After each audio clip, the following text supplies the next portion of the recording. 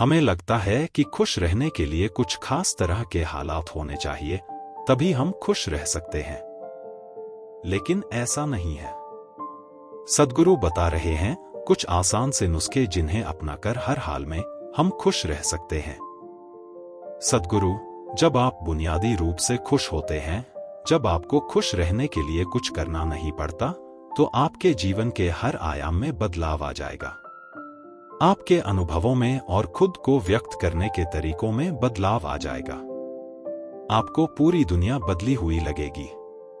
आपका अब कोई निहित स्वार्थ नहीं होगा, क्योंकि चाहे आप कुछ करें या न करें, चाहे आपको कुछ मिले या न मिले, चाहे कुछ हो या न हो, आप स्वभाव से ही आनंदित होंगे। जब आप अपने स्वभाव से ही खुश होते हैं, तो आप जो भी करेंगे वह बिल्कुल अलग स्तर पर होगा। सद्गुरु, हम जीवन में जो भी करते हैं खुशी पाने के लिए करते हैं, लेकिन दुर्भाग्य से खुश रहना काफी मुश्किल काम लगता है। हमें लगता है कि खुश रहने के लिए कुछ खास तरह के हालात होने चाहिए, तभी हम खुश रह सकते हैं। लेकिन ऐसा नहीं है।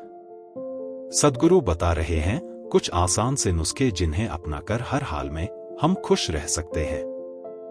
सद्गुरु, जब आप बुनियादी रूप से खुश होते हैं, जब आपको खुश रहने के लिए कुछ करना नहीं पड़ता, तो आपके जीवन के हर आयाम में बदलाव आ जाएगा।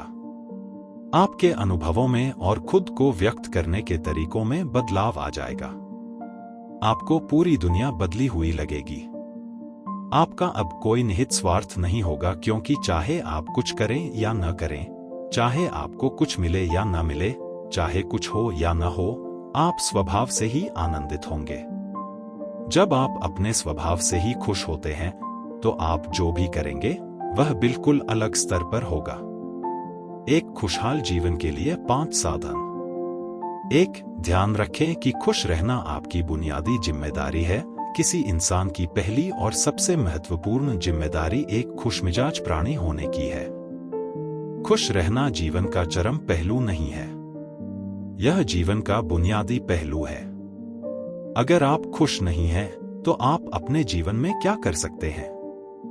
एक बार आप खुश हों, तभी दूसरी महान संभावनाएं खुलती हैं। चाहे आप जो भी करें, आप अपने अंदरूनी गुणों को ही विस्तार देते हैं और जगाते हैं। चाहे आप इस बात को पसंद करें या नहीं, हकीकत यही है। जब तक कि कोई महत्वपूर्ण चीज आपके भीतर घटित नहीं होती, आप दुनिया के लिए कुछ बहुत महत्वपूर्ण नहीं कर सकते।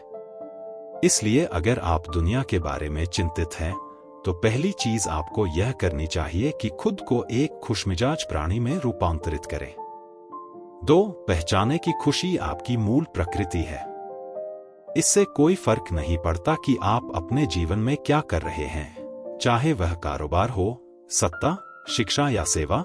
आप ऐसा इसलिए कर रहे हैं क्योंकि आपके भीतर कहीं गहराई में एक भावना है कि इससे आपको खुशी मिलेगी। इस धरती पर हम जो कुछ भी करते हैं वह खुश रहने की इच्छा से करते हैं, क्योंकि यह हमारी मूल प्रकृति है। जब आप बच्चे थे, तो आप यूं ही खुश थे। वही आपकी प्रकृति है। खुशी का स्रोत आपके भीतर है। आप उसे हमेशा के लिए एक जीवंत अनुभव बना सकते हैं। 3 चीजों का महत्व पहचानें। आज सुबह क्या आपने देखा कि सूर्य बहुत अद्भुत तरीके से उगा? फूल खिले, कोई सितारा नीचे नहीं गिरा, तारामंडल बहुत अच्छी तरह काम कर रहे हैं। सब कुछ व्यवस्थित है।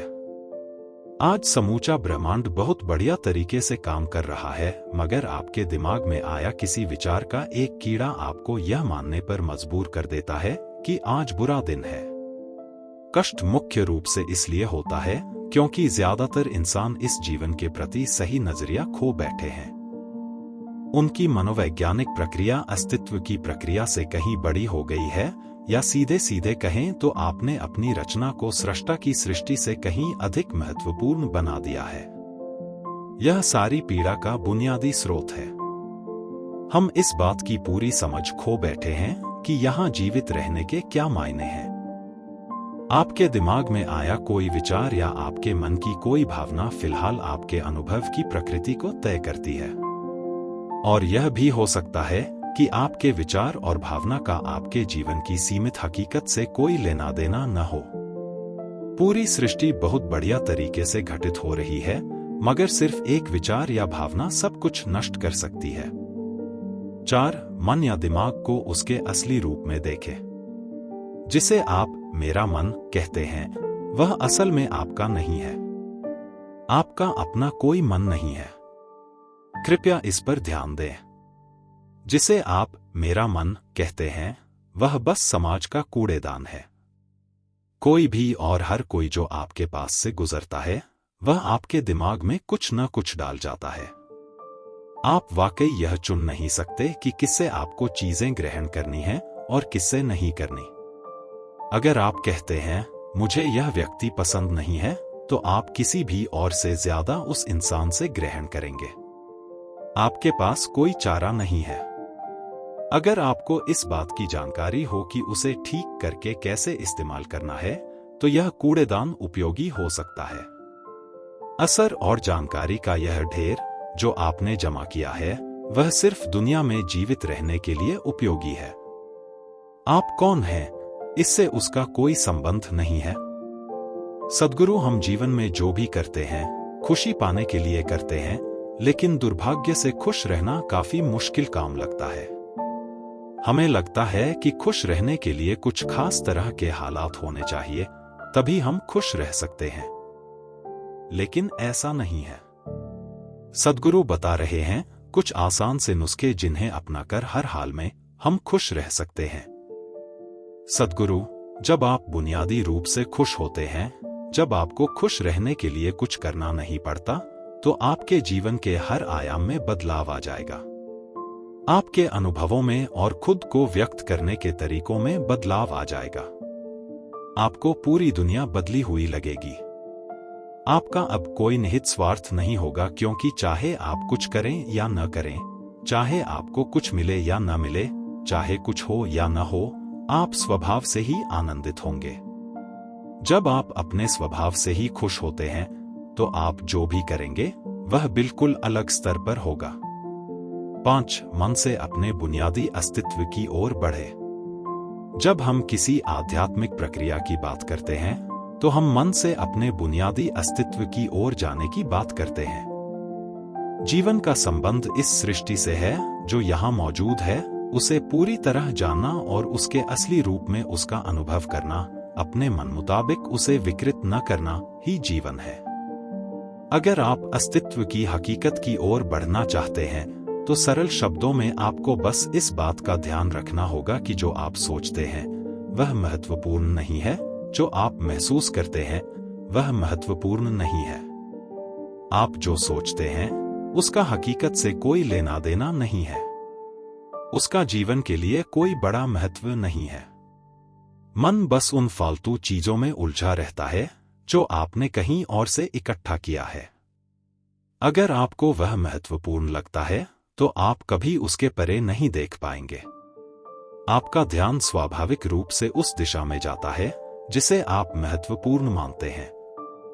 अगर आपके विचार और आपकी भावनाएं आपके लिए अहम हैं, तो स्वाभाविक रूप से आपका सारा ध्यान वहीं होगा। मगर यह सिर्फ एक मनोवैज्ञानिक हकीकत है। इसका अस्तित्व में मौजूद चीजों से कोई लेना देना नहीं है। कष्ट हम पर बरसाया नहीं जाता, उसे पैदा किया जाता है, और उसे बनाने वाला कारखाना आपके मन में है। अब इस कारखाने को बंद करने का समय है।